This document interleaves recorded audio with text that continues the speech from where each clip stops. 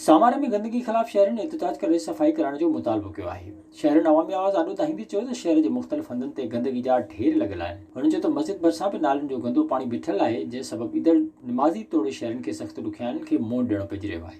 मस्जिद जो पेश इमाम आहियां। ही गटर जो पानी आहे, को बरसात जो पानी आहे कोन। जेके नमाज़ी मटनि था हुननि जा कपिड़ा पलीत, गाॾियूं मटनि थियूं त इहे गटर जा छंडा वञी मस्जिद ते किरनि था। ऑफिस जा माण्हू या ॿिया आवामी माण्हू कमुकार लाइ अचनि था, उन्हनि जा कपिड़ा बि पलीत थियनि था। महिरबानी करे असांखे हिन गंदगी खां बचायो वञे।